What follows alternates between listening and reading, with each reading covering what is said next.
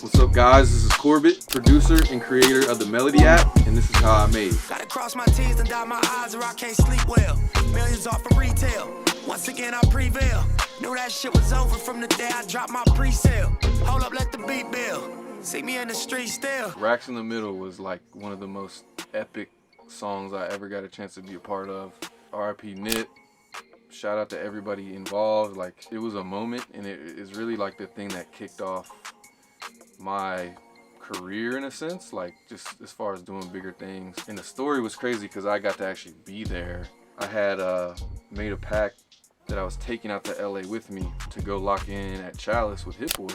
This loop was in there, and it's a really simple loop, but I just knew it had a vibe to it. Probably our third or fourth beat in that day, and he pulls up the loop, pulls up the pack. I'm like, anytime, you know, Hit or somebody's like going through the pack, you're like, all right, please stop on this one. Like, you know, with Hit, like, he, as soon as he hears it, he knows exactly what direction it's gonna go in. Like, and it's just once he pulls it into the thing, boom, it's off to the races. Me, G-Dave, and Hit were just kind of sitting there on the couch just cooking it. Hit did the groove and like did the bass, the famous like bass that's in there. The structure of like how the main loop of the beat was pretty much getting close, and then, you know, turns, G-Dave, you want to add some. G-Dave went crazy with the percussion and the hats, and he structured it out a little bit more. Then G-Dave turned to me like, oh, you want to add something? Which I wasn't really expecting. So much good stuff going on with the rhythm, like, so I just figured if I had to add something, it would be just another melodic element. I just added like a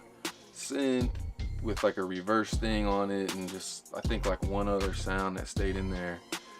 And all of a sudden, like, this thing was built out, and there's like 15 people in there, and everybody like feels like it's definitely a vibe. We finished the beat, structure it out really simple, and then Roddy comes in the room out of nowhere because he was working in the room across the hall, and Hit just like knew like this was the right moment. So he was like, yo, I think I've seen a bunch of interviews. I didn't know this at the time, but Roddy was trying to leave, and then Hit was like, nah, just before you go, why don't you jump on this? I was like, all right, cool. And the only problem was there was no real engineers in the room. I had done a little engineering around the studio, so he turned to me like, yo, do you think you could record Roddy?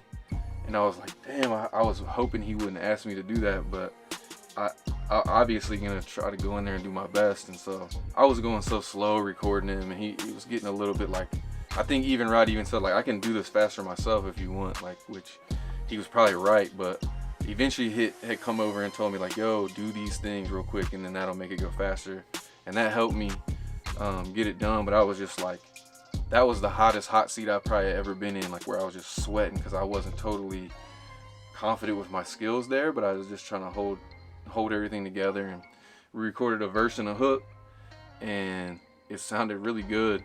I left LA like the day after, and then Hit sent me the song like a week or so after that, and it was with Nipsey, and Roddy was just on the hook. And so I was like, oh, okay, I didn't see that coming. And basically that's the general story.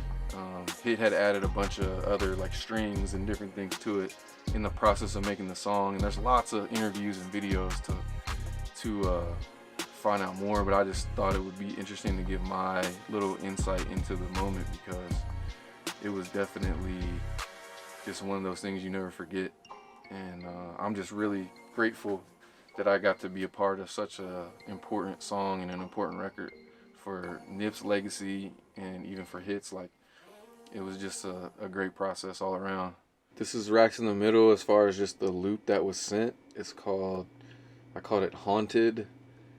I probably made it in October, I think 2018. And as you can see, there's not a whole lot going on, which obviously still worked out to make the song what it was, but it's just one of those, like, knowing when you have a vibe and knowing when you're adding too much. I got sessions I could pull up with 30 sounds in it, and this is just one of those ones that was like, kind of was what it was without needing a whole bunch. Like, literally, this is like a 5-second loop or something like that, and it turned into a whole song. Like, thought process was, I remember for this, I was getting tired of starting with music, so let me just start with some vocals, just random, and just see what that sparks, like if it sparks anything. And this was the first one I did. was.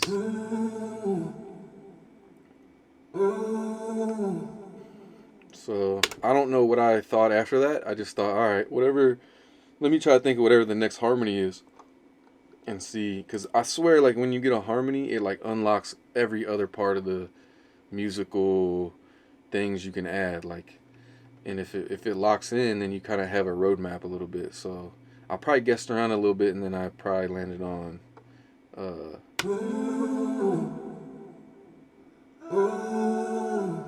And yeah, I mean, it's just like, it's not good, like, it's not good singing or anything, but layered with the effects and stuff, it all makes sense. So it's like, alright, it needs a third part, and that sort of glues it. And you hear that, you just hear this throughout the whole beat. But I knew in order for it to like have motion, it needed to have some kind of like chords under it. So I was using Cthulhu back then. I know some of y'all remember that, or maybe even some of y'all still use it. I had to re-download it to pull this up because I didn't still have it on my computer. But so I started with this sound in Omnisphere. I use Omnisphere for like everything I do. I'm like a 50-50 mix between Omnisphere and like live instruments and musicians and stuff. This is a famous patch that every loop person knows, like Time Smith or whatever in Omnisphere. And yeah, I just put it through like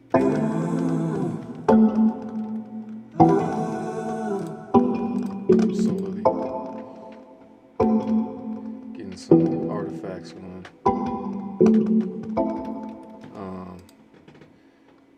And then I wasn't sure if it was done or not yet, but I just knew it probably isn't. It just needs like a little bit more movement.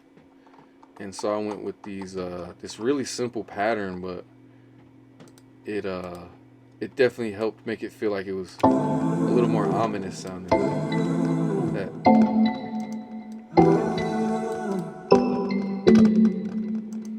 like just that. It's just so simple, but it's just enough to make it be something unique. Just enough. And then when you add the vocals in, and that kind of like, I think that just gives you enough of a vibe you need to start something. Like to just offer it when you play it, you hear it, and you know like you can take it a certain direction.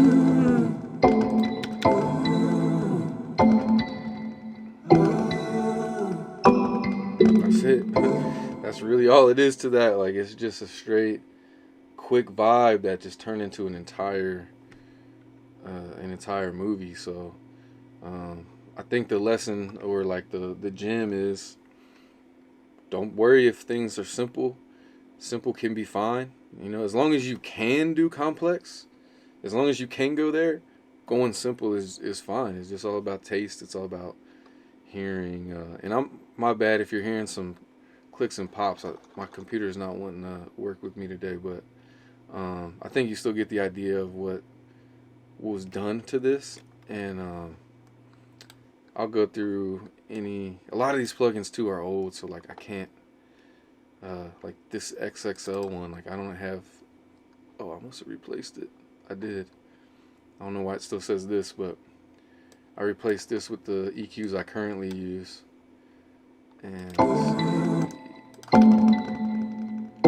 yeah, this was literally just the effects that are on the patch, so not a whole lot of rocket science going on. It's just creating and sort of moving on, honestly. Yeah, so I mean that's the original loop for Racks in the Middle. And then of course as we built the beat out, I added some things. I added like a backwards like synth sounding thing you can hear in the song, and Hit then added a bunch of strings, and G-Dave added a bunch of like fire ass drums to it. So that starting simple doesn't mean you end simple. That's just simply like the very first foundational block. And yeah, man, Racks in the Middle. Appreciate y'all for watching How I Made. If you want to hear more loops like this, go download the Melody app. Peace.